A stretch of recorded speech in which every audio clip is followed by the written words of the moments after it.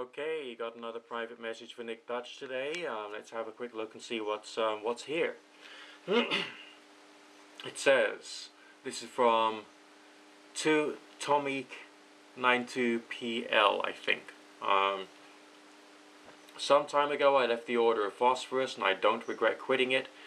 Founded by Michael W. Ford, presumably the famous Satanist, Luciferian geezer. Whilst reading his books, etc., I found a lot, and I mean a lot, of misinterpretations of actually a lot of things. After a while, I considered it, him, his works, books, and order, as a total fail. Can I use this word? Yep. All I mean is that it's not worth a penny or another day of my life. His knowledge and interpretations of it seems totally false, and even just after a while of studying Eliphas, and even before then just with use of logical thinking, and making no sense. What I think is that he made this order and wrote his books full of grammatical errors just for money, writing some shit to excite teenagers in their teenage rebellion. My question is, what is your opinion about him and his books, his interpretations, etc.? I'm really curious.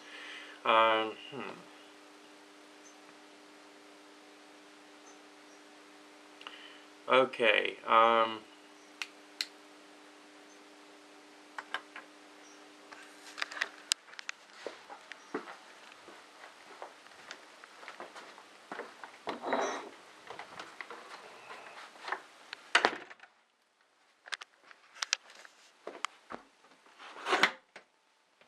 sorry, just getting myself a bit of privacy there. Because I couldn't be bothered to edit this one because I haven't got that much in the way of time. Okay,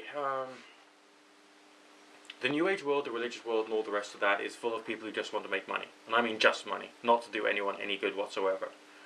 A lot of occult orders and spiritual orders and religious orders and all the rest of that are geared towards creating some form of change in an individual, often to satisfy the purposes and the values of the individual who's actually setting up the order in question.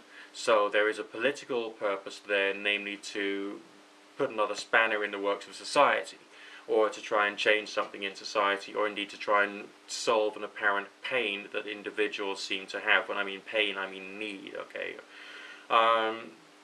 What do I think of Michael W. Ford? Well, it's another cult. You know, it's just another cult. And if people do think they're getting some benefit from it, then fine. If people think that they're not getting anything from it, then fine. I have not read that much in the way of satanic or Luciferian literature, nor do I care to. I don't see the point. If I'm doing something, I'm doing something for a reason. It's not just so I can develop yet another fucking religion that some bastard thinks is right for me. Because I'm the one who's in charge of my life, and if anyone wants to fuck around with that, then basically they can screw off. Okay, it's that simple. And if you're going to enter a cult, you know you're going to be cult-ed. You're going to be turned into whatever somebody else wants you to be. Alright, and that means any New Age cult, any pagan cult, any religious cult, anything. Now, you can sometimes move into a group of people because you yourself have got some kind of issue or pain that you yourself want to deal with. But you've got to be well, knowledgeable and well researched, and not having taken on board any of the propaganda of any other groups. Now, can humans actually do that and actually be quite that independent? I don't know whether they can. I really don't know whether they can. Humans themselves make mistakes. Humans themselves create issues for themselves and for other people.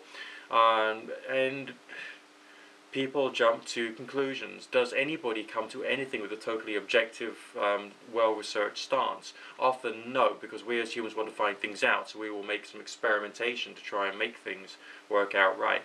Now, having a world in which the free market affects religion is actually quite a good thing at times, because it means that there is some freedom and there is some choice. But it also means that there's always going to be some people who are going to misrepresent anything. Therefore, there's all this fundamentalist misrepresentation in Christianity, Judaism, Islam, paganism, New Age stuff, all the rest of that kind of jazz out there. And basically it sucks. And I think it stops people from thinking. It changes people's priorities as to why they're bothering. to do all this stuff in the first place. So essentially, you know, there's always issues with the way in which these things are done, and there is something slightly unethical going on. But I'm trying to do things differently. I'm trying to explain my occultism in a much more intelligent and down-to-earth way. I hope that's okay with everybody. If it isn't, tough shit.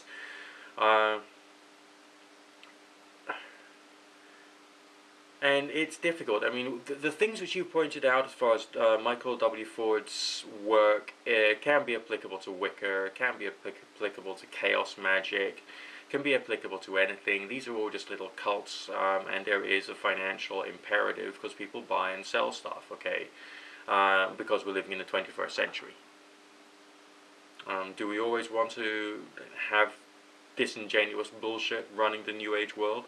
I don't think so. And I hope that, you know, my interpretation of what I'm doing is going to help and maybe shift the parameters a little as to what it means to be an occultist or a New Ager or an experimental occultist within this particular part of the 21st century, and hopefully ever onwards. So I am trying to undo some of the damage. You just got to realize that all of these cults are just cults, and people in them get used to cult thinking, so even when they leave the cults, they still think in a very cult-like way. I don't know whether you've seen the Leslie Nielsen film, Dracula Dead and Loving It. Well, you got, the servant of Dracula who at the very end of it is told, it's okay, your evil master is now dead, you're now free. Oh, wonderful, isn't that great? Coming, master. Which is, although it's in comedy, it's a perfect expression of basically the way that these people tend to think. They get so used to being told to think this, to believe this, that there is this rationale for this symbol means this, that symbol means that, you have to understand God in this way, that they can't move out of that way of thinking, or, you get people who become New Age pagans, and they're still talking with the same kind of evangelical style language which they picked up when they were going through churches of certain types, because the thinking has stayed with them and they haven't turned around and thinking, hang on a second, what I was wrong. It's not a question of the people I with were wrong, but there was also something wrong with me, and that itself has got to change. And then to put in a lot of hard work to try and change themselves, no, they just carry on along the same tack, okay, different jewelry, but same problems. Those are my opinions.